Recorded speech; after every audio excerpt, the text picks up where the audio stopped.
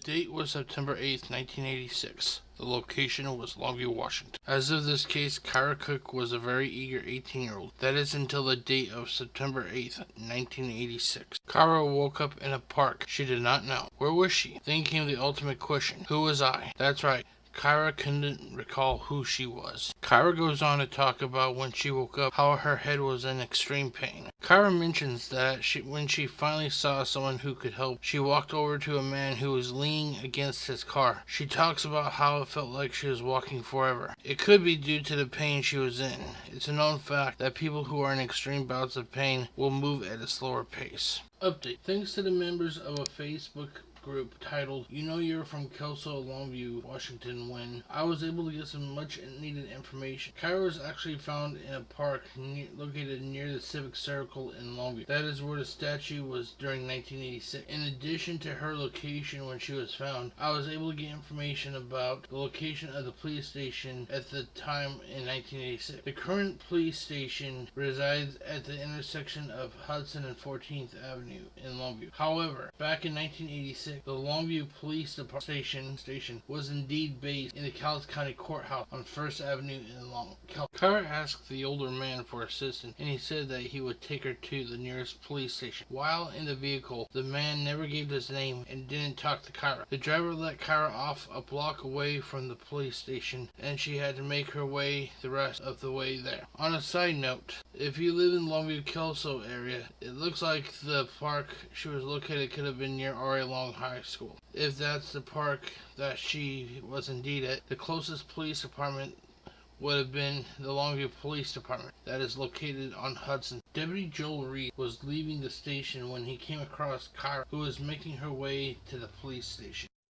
Kyra's first words to the officer were, "Can you help?" To which Deputy Reese replied, "Sure. What is the problem?" To which Kyra replied, "I can't remember anything." The deputy told her that he was going to take her to the hospital, and she replied that she didn't know what that was. The doctors at St. John's Hospital examined Kyra. They discovered a bump on the back of her head. They deduced that the bump could have been from either a fall or that she was hit. This is what most likely caused the acute case of amnesia. According to Dr. Blaine Tolby, Kyra had no idea who she was, who her family was. She had no recall what her age was, or if she completed high school, or even if she attended, because there was little information to help lead to the identity of the wayward girl.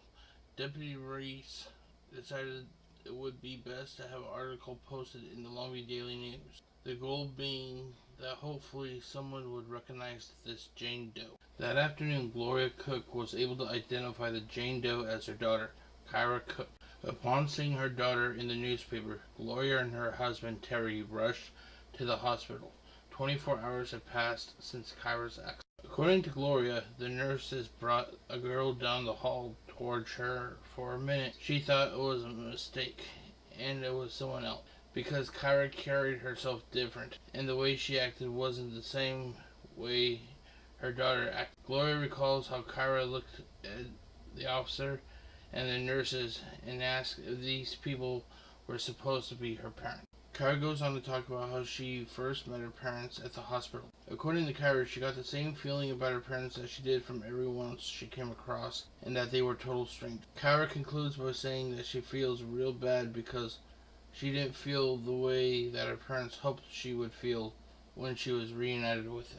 After 5 days at the hospital, Kyra was finally allowed to return home. Upon returning to the new environment, instead of offering memories, it only offered more questions. Kyra mentions how she felt like she was wrong for going through the stuff in the room, that she feels like the stuff belonged to someone else, and that she shouldn't have been in there. It took herself nearly 2 months before she would start to go through the drawers in her room, and once she came across a diary, and that she feels like she shouldn't have opened it because it wasn't hers. Kyra now dresses differently from before.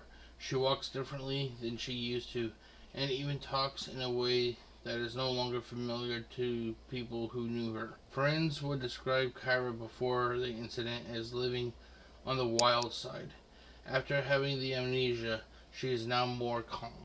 Despite everything the amnesia claimed, there was one thing it was not able to claim, and that being her artistic ability.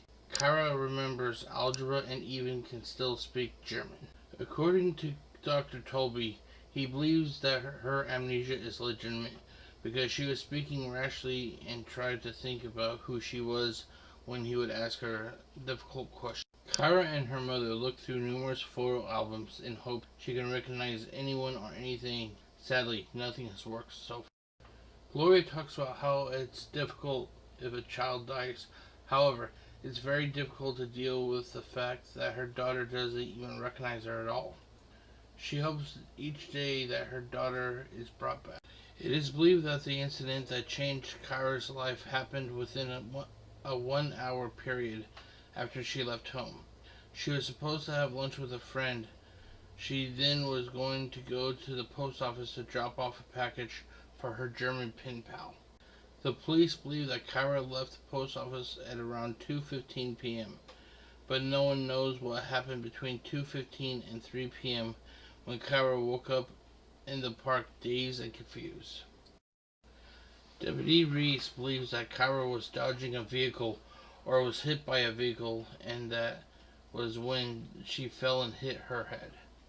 Deputy Reese continues by saying that the area that Kyra could have been hit by a car was an extremely busy intersection with the speed limit set at 25 miles per hour. Reese says that they checked Kyra for any injuries that she could have sustained, and other than the bump on the back of her head, there was nothing.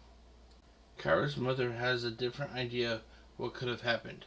She believes that Kyra could have been taking a different path home and that she came across someone. That the person grabbed Kyra, unaware how strong Kyra was, that they started to fight back.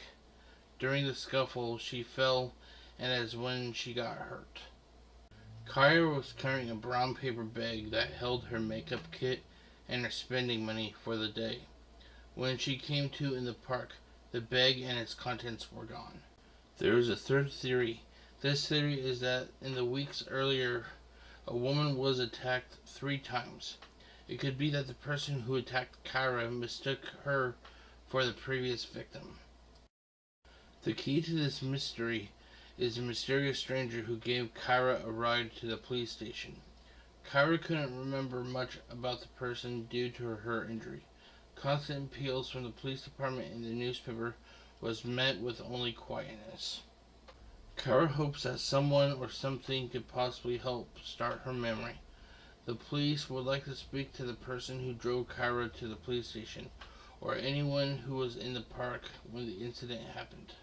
Kyra closes the segment by saying how she hears people talking about their past, yet she basically doesn't have one.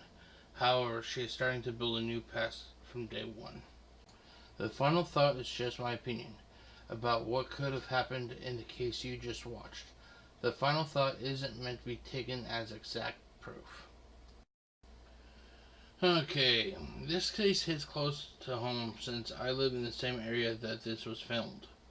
Granted, it's been 31 years, but still nothing much has changed. I personally think that it was either a case of hit and run, or even the case of the person who was attacking a woman numerous times before. I think the person who gave Kyra the ride to the jail was responsible.